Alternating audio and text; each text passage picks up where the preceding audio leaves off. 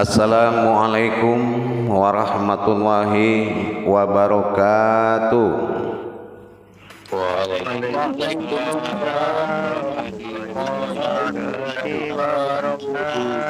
Alhamdulillah, alhamdulillahirabbil alamin. Assalatu wassalamu ala asyrafil anbiya'i wal mursalin sayyidina wa maulana Muhammadin. Asyhadu an la ilaha illallah wa asyhadu anna Muhammadar Rasulullah.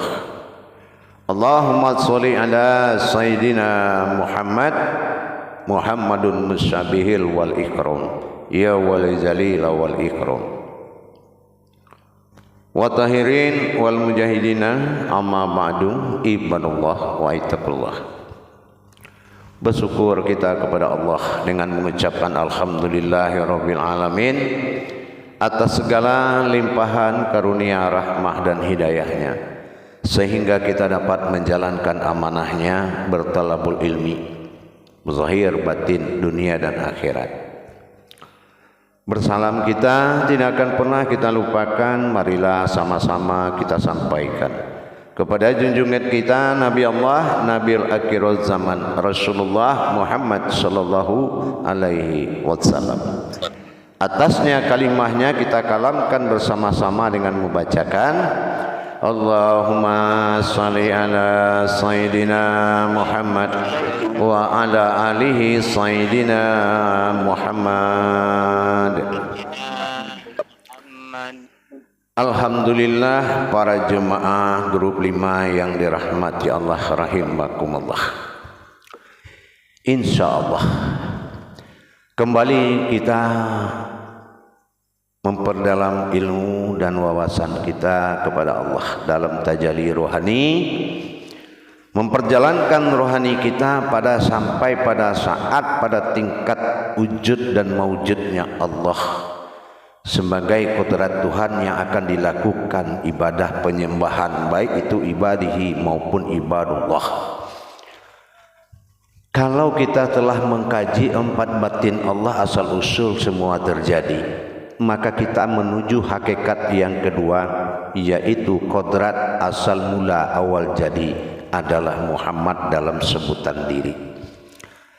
Bertajalinya batin Allah yang 4 menjadi satu karena doanya Rasulullah memohon kepada Allah seperti yang kita kaji itu, yaitu ya Allah, jadikanlah himpunan diri-diri batinmu menjadi satu agar mudah umatku mencapaimu ya Allah.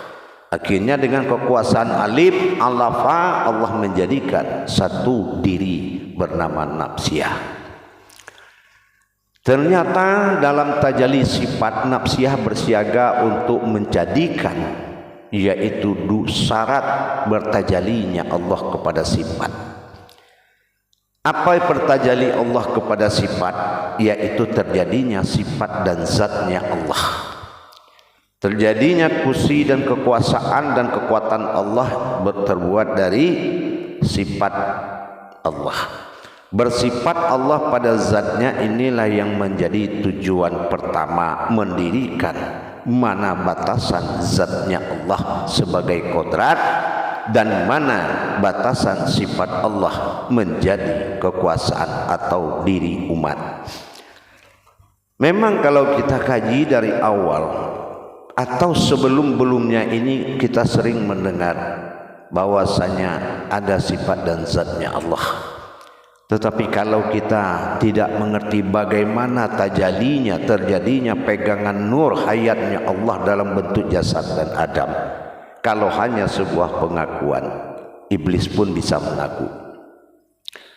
Dan bagaimana keadaan Allah dengan mendirikan sifat batin zatnya, yaitu salbiyah. Inilah yang dikatakan tujuan daripada nafsiyah menuju maknawiyah, dan manawiyah berhadapan dengan salbiyah. Inilah kita kenal kalau salbiyah adalah sifat mutlak bagi Allah, disebut disebut juga dengan Allah. Jadi itu adalah kodratnya 5. Dikatakan salbiyah tidak boleh dimiliki oleh umat adalah berdiri sendiri dan tidak akan menjadi kodrat umat sedikit pun, yaitu wujud kidam bako mukalifatul lil hawadis qiyamuhu binafsihi. Itu adalah haknya mutlak Allah dan itu adalah kodratnya zat awal dinamakan dengan kunah. Itu 5 kodrat. Bertajali lagi batin nafsiyah dinamakan batin diri akan merujuk kepada sifat manawiyah, yaitu bersifatnya Allah berkodrat umat. Apa yang dihibahkan selain dari yang 5, kodrat iradat ilmu sama basar kalam hayat, itu tidak ada di salbiyah, jumlahnya 7 dan itu hakikatnya nur. Sekarang persoalannya, batasan yang akan menjadi salbiyah, nafsiyah dan maknawiyah itu, apakah nur zat dan batin nafsiyah ini ada atau sudah ada apa belum? Nah gitu. Inilah yang membuat kebenaran Allah tadi. Kalau memang berwaris Adam pada jasad nurani, ya, berwaris Muhammad pada zat Allah menjadi rohani, dan berwaris Allah pada batin bernama Rabbani, menceritakan mudah, tapi bagaimana menjadikan kodrat itu dalam diri? Karena kalau tidak ada landasan keumatan atau di landasan sifat, tidak akan mungkin batin mendarat di tempat yang batil. Maka dia harus menunggu kodratnya dengan sifat-sifatnya sendiri. Nah, sifatnya sendiri itu apa? Seperti yang pernah kita lihat di sifat nur. Nur itu adalah sifat hayat bagi Allah, maknawiyah kalau bagi diri kita. Kodrat iradat ilmu. Nah, kita sudah mengamalkan kodrat Allah, kodratnya aku, kodratnya Allah sendirinya. Kan begitu kan? Dan selama ini iradat Allah, iradat aku, iradat Allah sendirinya. Hayat Allah, hayat aku, hayat Allah sendirinya, sampai ke sama. Tapi pernahkah kita memahami bagaimana hubungannya dengan salbiyah atau dikatakan dengan atau zatnya Allah? Nah, salbiyah ini kita tahu ini adalah 5 kodrat yang hanya menjadi zat, ya. 5 kodrat ini menjadi zatnya Allah dinamakan salabiyah. Salabiyah ini tidak boleh dipakai oleh umat. Apa yang enggak boleh dipakai? Wujud, hanya wujud Allah. Kidam, hanya kidamnya Allah. Bako, hanya Allah yang bako, ya kan? Mukalifatul hawadis, hanya Allah yang tidak menyerupai. Dan qiyamuhu binafsihi, hanya Allah yang ada satu. Sementara kodrat keumatan yang ada di nur, di nur manawiyah ini belum terbentuk. Jangankan manawiyahnya, nurnya aja belum ada. Bagaimana batin yang masuk ke diri nafsiyah bertajali ke sifat dan zatnya? Bagaimana cara kita menjadikan dia 3? Makanya saya sampaikan, ibarat kita menulis alif ada titik 3 dalam alif, kan begitu? Berarti apa maksudnya? Ada 3 wujud di dalam diri manusia. Nah, kalau wujud kan 1, sini ada 3 wujud. Apa yang 3 wujud? Nah, inilah yang pertama, wujud salbiyah, dinamakan wujud zatnya Allah menjadi kodrat. Sumber dari seluruh kodrat akan terjadi. Yang kedua, ada wujud bernama wujud. Nah, wujud apa? Yang menjadikan, tajali yang menjadikan, sebuah batin yang mentajalikan. Kalau tidak nafsiyah bernama wujud, tidak mungkin nafsiyah diri batin bisa mengantarkan ke nur. Nah, itu dinamakan wujud. Wujud ini dia yang menggerakkan, dia yang menyaksikan, dia yang mengantarkan, dia yang merasakan. Itu namanya wujud. Wujud itu adalah batin nafsiyah tadi. Nah, nafsiyah ini adalah batin diri. Nah, gitu, ya. Nah, bagaimana dengan nur? barulah di situ dia mentajalikan dirinya sebagai umat, tetapi dirinya bukan kita, bukan manusia. Contohnya apa? Qudrat, iradat, ilmu, sama, basar, kalam, hayat, itu kan Allah, bukan kita. Iya kan? Berarti bertajalinya zat tadi kepada nur, artinya salbiyah bertajali ke manawiyah. Harusnya, ternyata tidak. Zat salbiyah bertajali ke nafsiyah. Nafsiyah adalah diri, dan akhirnya berwujudlah dia maujud menjadi manawiyah. Makanya dia tidak ada keumatan di situ. Qudrat, iradat, ilmu, sama, basar, kalam, hayat, itu masih diri sifat bagi Allah. Sementara nafsiyah dikatakan hu, aku. Nah, sementara Allah Jadi antara dengan aku nafsiyah, itu yang terjadi kehidupan. Hidupnya nafsiyah, hidupnya salbiyah adalah kehidupannya nafsiyah. Nah, yang maujud baru manawiyah. Al-ma'ani tadi itu maujudnya, maka dikatakan itulah yang bersifat. Nah, sekarang ini sudah ada belum yang tiga ini? Kalau yang tiga ini ada, bagaimana menjadikannya? Padahal tiga. Nah, rumusnya nafsiyah. Nafsiyah itu hu, aku. Akbar, akbar manawiyah. Sementara Allah adalah Allahu akbar. Jatuh ke 20 sifat. Bukan jatuh ke sifat 20 sifat, jangan dibalik-balik ya. Nanti dibilang orang, kamu ngaji diri ngaji sifat 20. Tidak, mengaji 20 sifat, bukan sifat 20. Jangan dibalik. Untuk titik tiga dengan satu kata itu tidak mudah menjadikannya. Apa kata? Harus terkumpul di nafsiyah bernama aku. Jadi kalau kita lihat di manawiyah kita, di kening kita ini ada bulat seperti kaca, itu adalah sebuah wujud bersih seperti kaca. Dan ada di dalam kolbi kita bersih juga bulat seperti kaca, dan di tengah-tengah juga bulat seperti kaca. Sementara dengan satu kata dia harus terjadi kehidupan nur, kehidupan zat, dan kehidupan batin.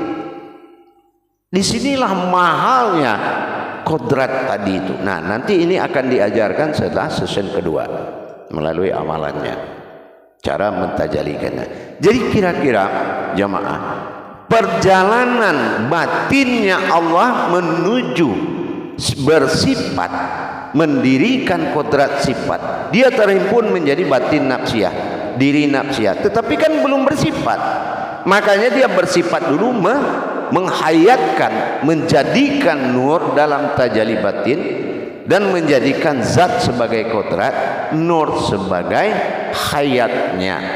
Nah, sekarang batasan kita baru menjadikan zat dengan nur. Nanti baru dipecah kepada kejadian sifat 7 di nur bernama ma'nawiyah.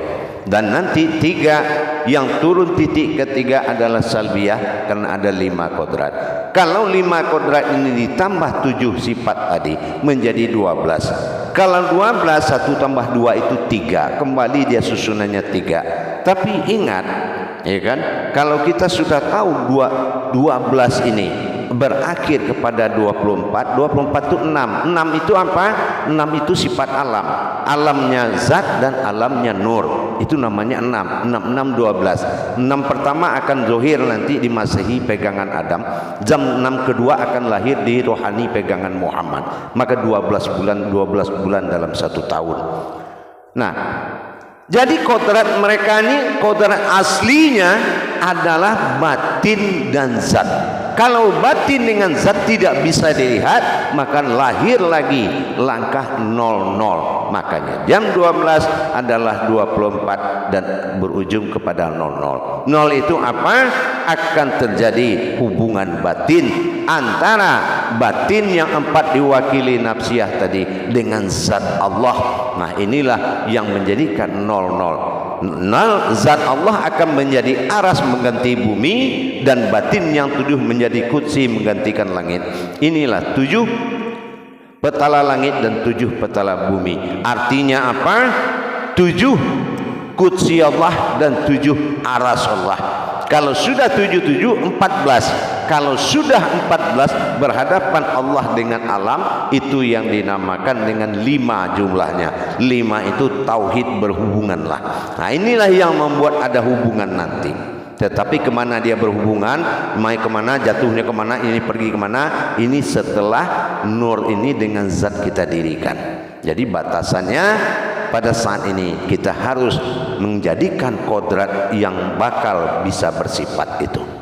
InsyaAllah kita mulai muzakarohnya, kita selesaikan dengan muzakaroh nanti. Salam muzakaratun fil jami'ati rahimakumullah. La ilaha illallah wallahu akbar. Silakan juru tabligh memimpin jamaahnya dalam bertanya.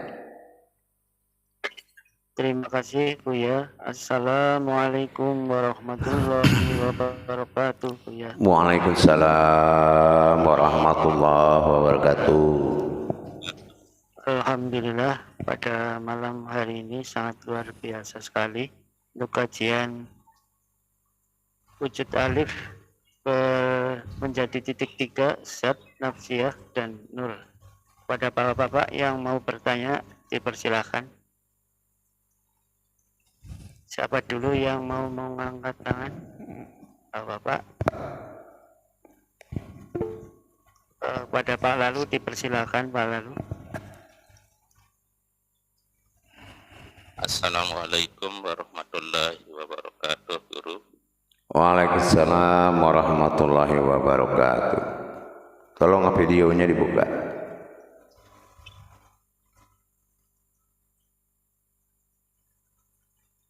Begini Guru, mengenai sifat Allah, yaitu sifat salbiyah yang tidak ada pada diri manusia, berarti sifat salbiyah ini adalah yang menghukum yang tidak pantas bagi Allah. Jadi sifat salbiyah ini adalah bagi dirinya sendiri. Nah, apakah sifat salbiyah ini makomnya di mana, Guru? Iya. Jadi nanti sifat salbiyah ini akan kita kupas ya, setelah kita mendirikan kodrat sifat dulu. Jangan sifatnya yang kita bahas dulu, kodratnya yang kita bahas dulu, yaitu mewujudkan zat dengan nur di dalam batinnya Allah, di dalam nafsiyah. Nah ini, jadi kesana arahnya dulu supaya tidak duluan buahnya dari ranting, ya. Nah kalau kita dulu bahas buahnya atau rantingnya dulu dari pohon, nah repotnya untuk menjalankannya, gitu. Paham? Terima kasih Guru. Insya Allah. Waalaikumsalam. Nanti akan semuanya akan terungkap. Insya Allah terungkap semuanya. Tetapi kita jangan lalai, nanti takutnya kita berpedoman kepada suatu kemampuan yang bersifat keinginan, tetapi kenyataannya kita belum mendirikan. Jadi jangan kita hanya berpikir bagaimana zatnya Allah dan bagaimana nurnya Allah diwariskan kepada Adam mewujudnya, zatnya Allah diwariskan kepada kodratnya Muhammad, batinnya Allah diwariskan kepada nyawa atau diri. Tapi itu kan tidak pernah kita mengalami. Nah gitu ya, bagaimana proses tajalinya sampai itu maujud, sampai wujud, sampai maujud, wujud dan maujud. Nah itu akan kita laksanakan tajali mendirikannya dulu, nanti setelah season kedua. Paham? Terima kasih Guru. Insya Allah. Iya silakan. Gini, sifat Allah yang 20 ini apakah dibagi 4, yaitu nafsu, tidak. ma'ani dan Ya, tidak. Sifat 20 bersifat 20 Allah pada diri dia akan terbagi 3. Salbiyah adalah 5, nafsiyah 1, ma'nawiyah 14. Dia bagi 3. Itu ya. Dia bagi 3. Gitu. 5 salbiyah, 1 nafsiyah dan 14 ma'nawiyah. Nah gitu ya. Nah, nanti pemahaman di situ. Nah, sekarang batasan kita untuk bertajalli menjadikan kodratnya dulu. Kodrat nur itu yang akan menjadi manawiyah itu belum ada. Jadi nanti kita menceritakan mengaji yang enggak ada jadinya gitu. Jadi harus ditajalikan dulu. Yang enggak ada buat apa dikaji ya enggak? Enggak ada maksudnya itu enggak ada di diri kita. Kita belum menyaksikan bagaimana terjadinya nur ini, dari mana zat itu munculnya, gitu. Bagaimana proses jadinya, gitu. Itu yang paling. Jadi itu makanya rumusnya kodrat iradat ilmu itu rumusnya diutamakan. Kodrat itu dijadikan, barulah ada iradat di situ untuk diwujudkan pada ilmu. Nah, inilah yang dikatakan dengan wujud dan maujud gitu. Paham? Alhamdulillah. Insyaallah. Terima kasih guru. Insyaallah. Warahmatullahi wabarakatuh. Waalaikumsalam warahmatullahi wabarakatuh. Lanjut yang lain. Terima kasih kepada Pak Lalu atas pertanyaannya. Kemudian Bapak yang mengatakan dipersilakan. Pada Pak Udin dipersilakan, Pak Udin. Ya, terima kasih Juru Tablik. Assalamualaikum warahmatullahi wabarakatuh ya. Waalaikumsalam warahmatullahi wabarakatuh. Semoga sehat selalu Bu ya. Amin insyaallah. Ada yang agak kurang saya paham itu, di salbiyah itu kan tidak boleh dipakai untuk sifat kemanusiaan, tetapi yang nafsiyah ini kan tentunya lebih tinggi Bu ya dari kelima itu. Mohon dijelaskan maksudnya kenapa yang 5 itu tidak boleh dipakai untuk kemanusiaan, tetapi kita malah mendirikan yang 1 itu Bu ya. Sementara yang 1 itu kan penyatuan dari yang salbiyah dengan maknawiyahnya itu. Iya. Memang kalau kita lihat dari akal memang seperti itu. Ya. Kalau kita lihat dari akal memang seperti itu. Tapi ini adalah salbiyah itu adalah himpunannya zat tunggalnya Allah. Zat tunggal itu adalah zat kunah, zat yang menjadikan semuanya. Jadi tidak ada lagi yang menjadikan dia. Tapi zat dia bersifat lenyap ke dalam batin. Makanya nafsiyah ini lebih tinggi derajatnya daripada salbiyah. Gitu. Nafsiyah adalah kodrat batin.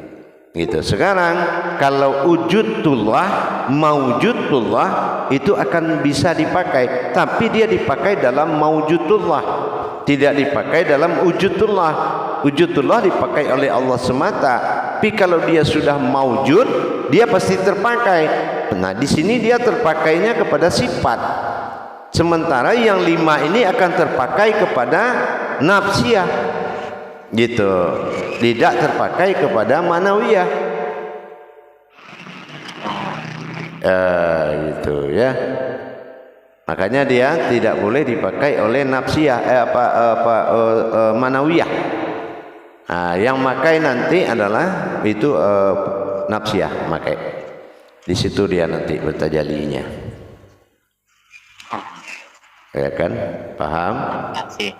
Terima kasih Bu ya. Insyaallah. Tapi kita jangan dikuatkan akalnya ya Bu ya. Iya, sama kayak kita belajar nih. Kalau secara akal belajar dulu baru tahu.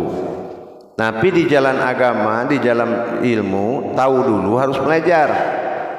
Nah, kan bedanya gitu. Artinya dikasih tahu dulu baru bisa dipelajari. Nah gitu. Kalau di dunia belajar dulu baru udah tahu. Nah terbalik gitu. Paham? Insya Allah. Baik. Bagi kawan juga Buya, audio Buya banyak terputus-putus di kami ini, entah di Halo? Halo? Insya Oh, yang lain bagaimana? badak dah Buya. Oh, berarti di sinyal ente itu. Kalau tempat kami Buya aman saja ini Buya. Ah, baik. Insya Allah bisa menangkap apa yang disampaikan oleh Buya. Ya, insya Allah. Nah, Terima kasih penjelasannya Buya. ya, baik. Assalamualaikum warahmatullahi wabarakatuh. Waalaikumsalam warahmatullahi wabarakatuh. Itu mungkin sinyal di ente itu di lalu. Ya, baik. Lanjut. Kepada Pak Udin, selanjutnya kepada Pak Yusil, dipersilahkan. Baik. Terima kasih. Assalamualaikum warahmatullahi wabarakatuh, Buya. Waalaikumsalam warahmatullahi wabarakatuh. Insya Allah Buya sehat selalu Buya. Amin, insya Allah. Adapun yang mau ditanyakan, adakah rasa wujud dan mewujud ini Buya? Kalau rasa dan pandangan itu sudah pasti, tetapi yang akan merasakan, yang akan memandang ini yang harus dijadikan dulu. Ya, alat untuk merasakan adalah zat, alat untuk menyaksikan adalah sifat. Sama basar kalam hayat, mau basar basirun ainul basiro, itu aja belum ada, nurnya aja belum muncul. Ini marifat-marifat ajaran-ajaran orang aja yang bikin pandangan itu. Yang pandangan itu aja belum ada, betul nggak? Nah, sudah ada nggak ainul basiroh, basirun, basar? Nah, kan gitu. Kita aja belum mentajalikan al-malik yaumiddin, belum bangkit dia ke dalam Islam, ke dalam pandangan din al-din lahudin, pandangan agama diri, agama kodrat, agama hayat. Belum ada pandangan itu. Rasa juga begitu. Intisari hakikat adalah rasa. Rasa sifatnya adalah kodrat. Kodrat itu awalnya adalah zat. Itu juga kita belum punya. Baru malam ini rencana baru, kan begitu? Iya. Kan gitu. Baru mulai ini gitu. Insya Allah. Ya. Ada lagi yang ditanyakan? Terima kasih. Nah, ya baik. Kalau Assalamualaikum. Waalaikumsalam warahmatullahi wabarakatuh. Terima kasih kepada Pak Yusril. Kemudian jawabannya kepada Pak Kuswari, atau persilahkan Pak Imam.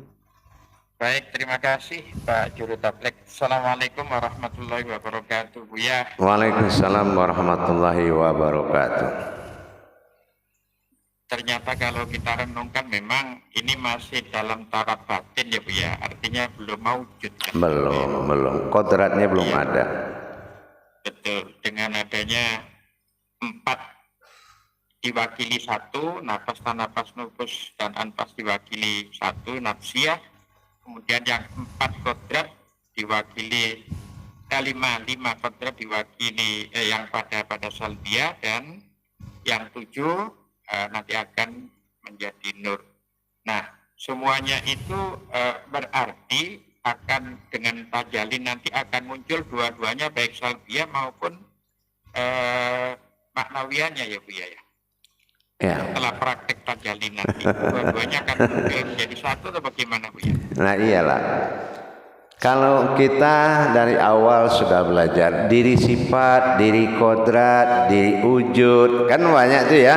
Nah, naf itu kan banyak. Kenapa? Karena Allah itu Rabbil Alamin. Dia ada menguasai seluruhnya. Dia ciptakan diri-diri naf-nafnya.